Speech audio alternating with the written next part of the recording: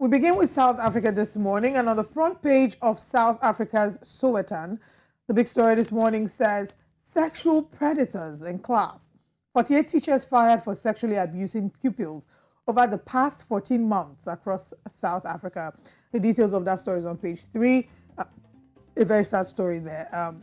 It's just revealing what's happening in the classes. We've had conversations about assault and sexual abuse, and now it's just really heartbreaking to see that it's gotten into the class. Wife in dock with Shakwane, she benefited, says State on page 2. Gordon rips into the Reuters. Ex-ESCOM CEO using Swat Geva tactics on page 5. U.S. envoy, ANC smoke peace pipe on page 4. And final story this morning, what changes in Divorce Act mean on page 8. Oh, I cannot wrap this up without sharing Castor won't give up. We can see Castor running on the track. And that's what we have in South Africa. Let's move away from the south to the east. All right. Now let's go to the country where 226 people have so far been found, dead after, of course, religious suicide, as it will be called. I would never have imagined that kind of thing would happen, in 2023. You would never imagine it would happen at any time, but it's continuing to happen, and then worse even in 2023. But, of course, questions would need to be asked. Who buried them? Because they didn't commit suicide and bury themselves. Right. Okay. All right. On the Star newspapers this morning, it says, Ruto's new look, powerful National Security Council. All new faces save for president who sat in the council in last regime. And you can see some of the faces of the people there in the new National Security Council. Seeking support, bipartisan team prioritizes IEBC reconstitution, writes the House. And also new forecast, El Nino flooding likely in October. Just two more stories here. Newspaper ads expose KEMSA bungled tender. And also Kenya really lacks serious think tanks. These are the major stories on the Star newspapers this morning. Not very many of them, but of course, just to remind everyone, I think the biggest stories in Kenya at this time are the Ruto-Raila absence of a handshake, or maybe possibility of a handshake, like there was in Uhuru Kenyatta's time, and also the 226, Shakahola massacre. Yes.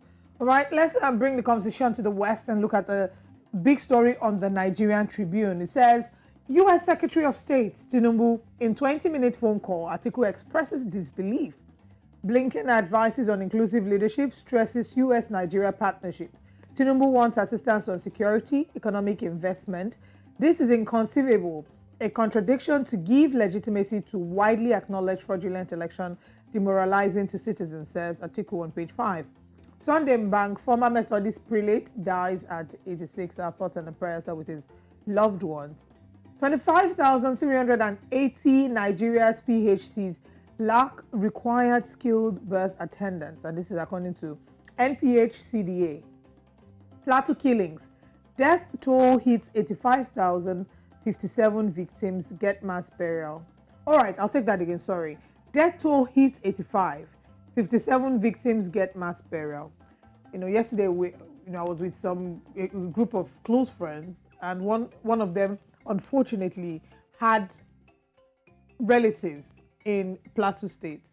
And when you hear these things, it sounds like news stories until you know someone who's up close and maybe personally affected.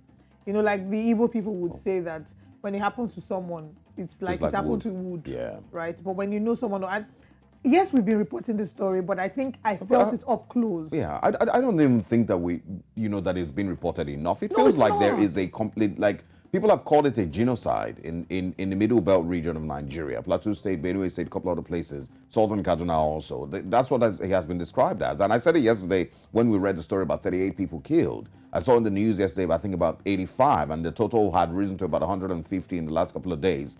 But it doesn't seem like anything is happening. Like the world just goes on. Yeah. We're not hearing any address. We're not hearing any intervention. The world will. What is going on? The world will go on, but it's Nigeria. I should be asking about. What are the governors? When I say the world, I mean yes, here in Nigeria. What are the governors talking about? What's the president talking about? How do you have a president? How do you have leadership in a country where 150 people have been killed, slaughtered by unknown, forces, and they don't even just care. There's no there's nothing in them that shows that they care or they even want to know that anything happened. Like the Minister of Information doesn't say anything. The President doesn't say anything. The Vice President hasn't said anything in weeks, months. I want to believe that it's in Senegal or so, that they had an accident, an unfortunate accident. Yeah, I think some people died, and then they declared a national day of mourning. They declared like maybe 3 days. You know, it was a national time of mourning for the lives that were lost. But when you bring this back to Nigeria, we always ask this on the show.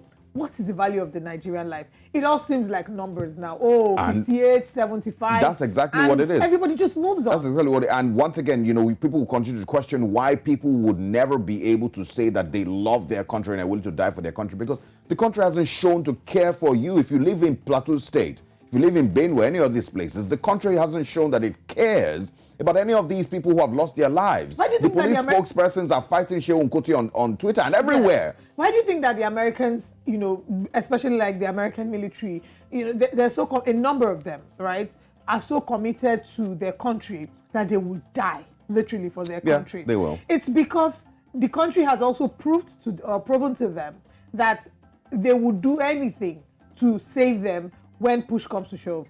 If there was crisis in another country and there was only one American citizen there, just one, America would deploy its resources to get that one citizen out. Yeah. But we have numbers. Until it starts to trend on Twitter and until the international community gets wind of it, that is when we now start to pay attention to it. And the government is mostly motivated by shame. Yeah. Are we really motivated by shame? Is there any shame left? All right. Anyway, still on the front page this morning of the Nigerian Tribune, Labour Party crisis, mob attacks Apapa at PEPC premises. INEC only released 30% election documents for inspection, says LP Council. LP refusing to pay 1.5 million naira to access documents requested, INEC tells Tribunal. Two more stories here.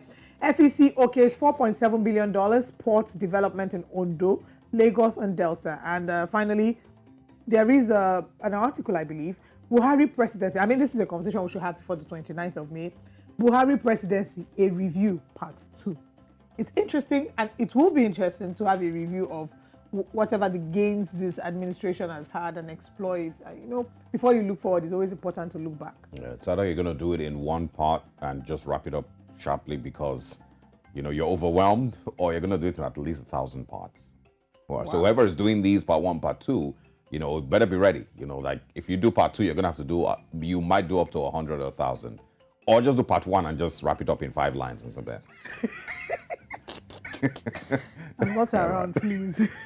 All right, let's move to the Daily Times this morning. Big one story that says PEPC drama, Lamidi Apapa escapes being lynched at Obi's petition hearing. On the radio this morning on my way to work, I had someone say that, you know, Lamidi Apapa is you know, causing, just like his name, is bringing Apapa traffic